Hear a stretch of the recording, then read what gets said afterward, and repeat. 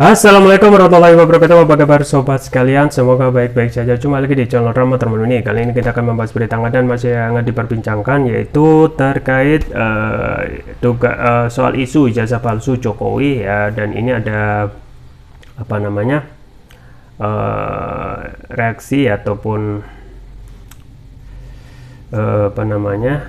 komentar dari Gibran ya, putra bungsu ya, putra sulung Jokowi terkait isu dugaan palsu Jokowi, yaitu masa daftar gubernur pakai daun pisang ya, sesuai yang dilansir oleh Detik Jateng. Langsung saja kita baca dan kita ulas ya. Solo, Wali Kota Solo Gibran Rakabuming Raka angkat bicara soal gugatan dugaan ijazah palsu Presiden Joko Widodo Jokowi. Gugatan itu dilayangkan oleh Bambang Trimulyono ke Pengadilan Negeri Jakarta Pusat. Menurut Gibran, isu tersebut selalu muncul hingga dirinya merasa bosan jika diminta menanggapi. Ya, itu isunya muncul terus, isu komunis, isu ijazah, nganti bosan aku menanggapi, kata Gibran saat ditemui di Balai Kota Solo Senin 10 Oktober 2022. Gibran menekankan ijazah ayahnya itu sudah sesuai ya. Hal itu dibuktikan dengan lolosnya verifikasi saat mendaftar sebagai wali kota hingga gubernur. Riwayat pendidikannya sesuai. Mosok daftar wali kota, gubernur, orang nganggo ijazah nganggo opo? Nganggo godong pisang piye? Kan yo ora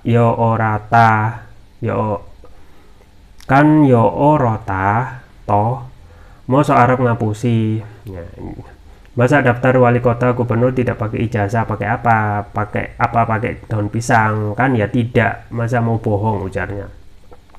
Gibran menanggapi enteng soal gugatan ijazah palsu Jokowi itu. Dia pun tak mau ambil pusing untuk memberikan bantahan ya, bantahan ping 100 percuma yang ngomong karo ora waras, dibantah 100 kali pun percuma ngomong sama orang yang nggak waras, ujar Gibran. Sebelumnya diberitakan Presiden Joko Widodo digugat ke Pengadilan Negeri Jakarta Pusat. Gugatan itu terkait dengan dugaan ijazah palsu yang digunakan Jokowi saat mendaftar pemilihan presiden pada periode 2019-2024. Dikutip dari Detik News, dilansir SIPP-PN Jakarta Pusat Senin 3 Oktober 2022, gugatan itu dilayangkan oleh Bambang Trimulyono. Gugatan tersebut didaftarkan hari ini dengan klasifikasi perkara adalah perbuatan melawan hukum ya. Gugatan itu telah terregistrasi dengan nomor perkara sekian gitu ya.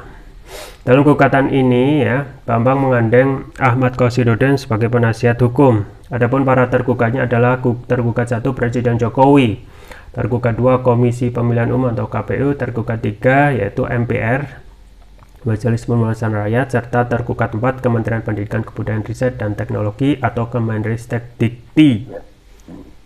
Ya, ya sobat sekalian ya, ini menarik gitu ya. Dalam kalau kita melihat kasus yang adanya dugaan isu ijazah palsu kepada presiden, ini hanya di Indonesia gitu ya, tidak ada terjadi di luar negeri.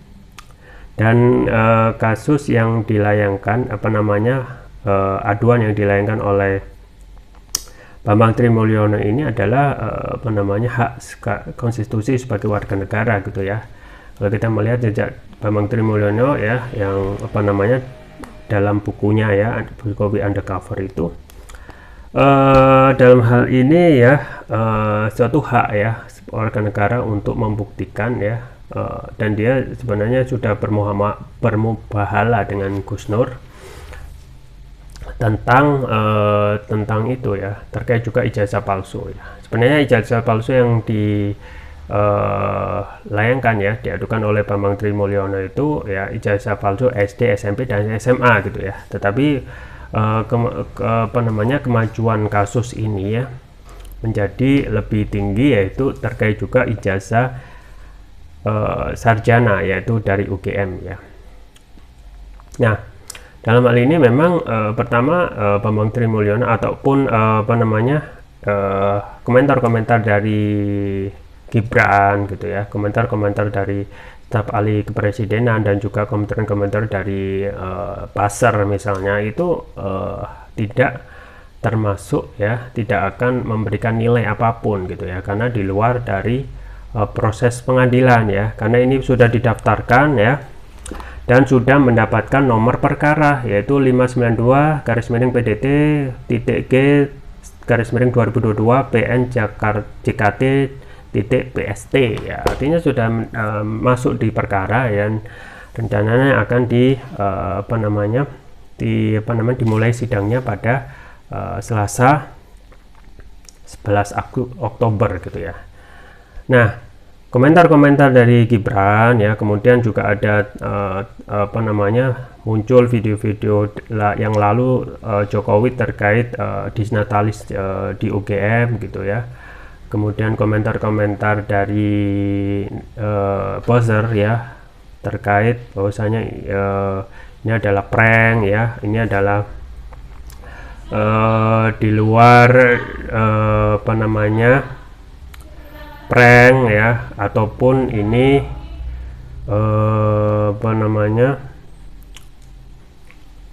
prank, kemudian ini pembunuhan karakter. Nah, itu tidak akan bernilai kalau disampaikan di luar pengadilan ya, karena itu akan bernilai kalau apa yang disampaikan ya itu masuk dalam forum pengadilan ya. Kalau ini yang kalaupun ingin menjadi memberikan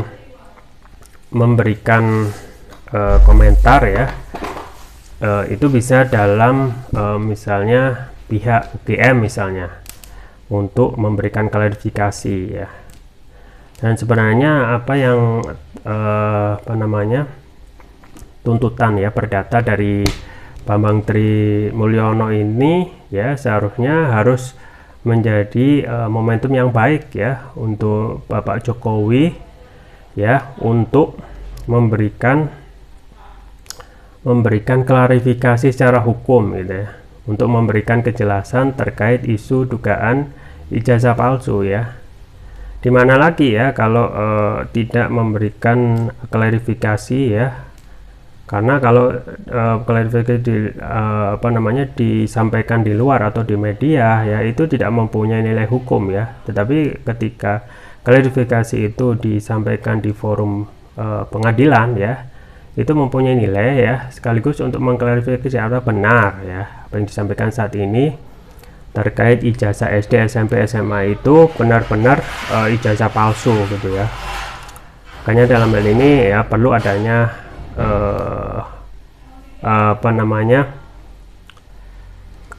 hal-hal ya yang harus disiapkan ya. Dalam ini tentu saja ya Presiden Jokowi memang seharusnya hadir langsung untuk memberikan klarifikasi gitu ya. Dan kalau kita melihat video Mubahala Bambang Tri dan juga Gus Nur itu sudah jelas bahwasanya Gus Nur itu menyampaikan ya silakan untuk memberikan video seperti saat ini ya untuk memberikan kesaksian ya bahwasanya apa yang benar bahwasanya misalnya Presiden Jokowi itu sudah pernah ya sekolah SD di sini, sekolah SMP di sini ya, kemudian SMA, kemudian juga termasuk juga terkait keaslian ijazah sarjana yaitu di UGM ya. Jadi nilai saat ini ya komentar-komentar netizen di media itu tidak bernilai karena pertama disampaikan di luar forum pengadilan ya, yang kedua tidak mendapatkan sumpah dari sesuai dengan agamanya masing-masing ya. Kalau dalam Islam itu melalui Al-Quran ya, kalau agama lain ya tidak ya. Tapi kalau kita melihat sumpah muabalah yang disampaikan oleh Bambang Tri ya dan juga dimediasi oleh Gus Nur itu sudah bernilai, artinya sudah mempunyai konsekuensi kalaupun ya apa yang disampaikan oleh Bambang Tri itu sesuai ya, tidak sesuai, Bambang Tri itu menanggung akibatnya ya, ataupun kalaupun yang disampaikan Bambang Tri itu tidak sesuai, dia menanggung ya akibatnya. Nah, ini yang tidak dilakukan oleh orang-orang yang berkomentar terkait dugaan ijazah palsu Jokowi ya, yang ada pernyataan bahwasanya ini prank lah ya, ataupun ini membunuh karakter. Nah, itu kembali lagi itu tidak mempunyai nilai apapun ya, kecuali itu ya akan bernilai ketika disampaikan dalam ruang sidang ya, kemudian disumpah. Nah itu baru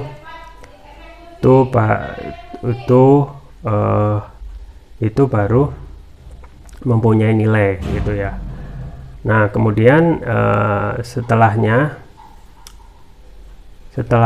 ya kita tinggal tunggu ya, apakah benar-benar dalam ini ya, kalau ingin segera mengklarifikasi seharusnya memang Bapak Presiden Jokowi harus hadir langsung ya.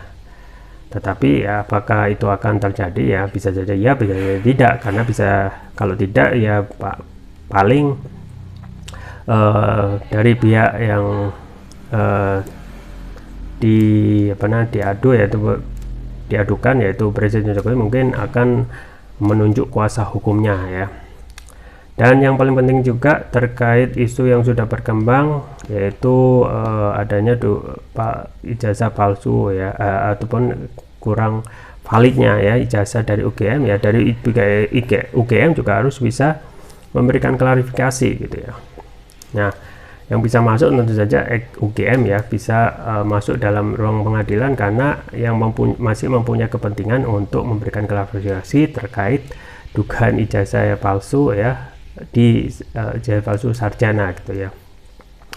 Nah ini akan terus berlanjut gitu ya, ini akan terus berlanjut ya. Kalau kita melihat Bambang Tri Mulyono ya, itu memang nothing tulus ya, artinya dia sudah pernah juga kalaupun dia kalah ya, dia sudah pernah dihukum ya sampai 3 tahun penjara terkait isu hoax ya.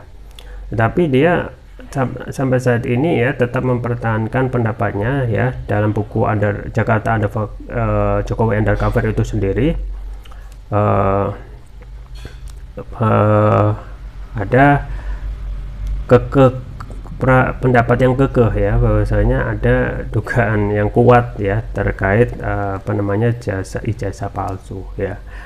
Nah memang ini sangat penting ya, ini sangat penting tidak hanya untuk Bambang Tri Mulyono sendiri, tetapi penting untuk kita gitu ya, untuk mengetahui apakah benar yang disampaikan oleh Bambang Tri itu, bahwasanya ijazah yang disampaikan ataupun ijazah Jokowi itu palsu ya. Kalaupun palsu berarti secara tidak langsung ya selama ini ya dalam tanda kutip kita sudah menyampaikan ya berita yang tidak benar ya, dalam hal tidak sesuai ya dalam syarat-syarat menjadi presiden ya, karena syarat menjadi presiden sesuai KPU itu kan minimal SMA gitu ya.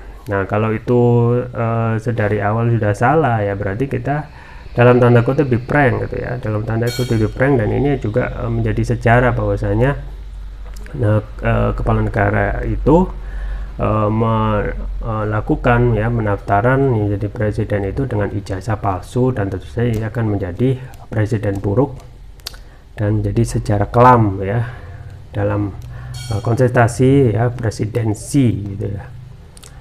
Nah dalam gugatan ini ya tentu saja yang digugat tidak hanya Presiden Jokowi, tetapi juga tergugat 2 yaitu KPU ya, tergugat 3 adalah MPR ya, dan tergugat 4 adalah Kementerian Pendidikan Kebudayaan atau Kemenristek Dikti. Artinya kalau benar-benar terbukti ya, tentu saja Presiden dalam hal ini sudah melakukan pelanggaran sesuai pasal 7 gitu ya Undang-Undang 45, dan bisa saja ya lengserkan ya sesuai pasal 7 ya, karena memberikan berita yang tidak benar gitu ya. Nah ini perlu dikawal ya, supaya negeri ini benar-benar sudah cukup lah kebohongan-kebohongan ya, kalau pun itu terjadi kebohongan-kebohongan yang dilakukan oleh para pejabat. Dan satu lagi ya, kalaupun ini benar dan kita berharap itu bisa sesuai dengan diberlakukan hukum yang sesuai dengan keadilan, yaitu pasal 7 ya. Kalau benar-benar benar ya jasa palsu ya harusnya mundur gitu ya, harusnya mundur Dan pernyataan mundur ataupun keinginan mundur itu bukan inkonstitusional tetapi konstitusional sesuai pasal 7 Undang-Undang 1945. Itu yang bisa saya sampaikan, semoga bermanfaat. Jangan lupa like, share, dan subscribe. Sampai jumpa lagi. Wassalamualaikum warahmatullahi wabarakatuh.